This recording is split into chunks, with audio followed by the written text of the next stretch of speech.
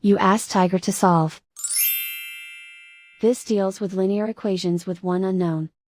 The final result is k equals -49/2. Let's solve it step by step. Simplify the expression. Simplify the arithmetic. Group all constants on the right side of the equation.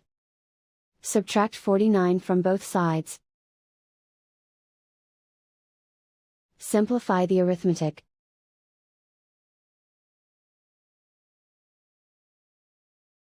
Isolate the k.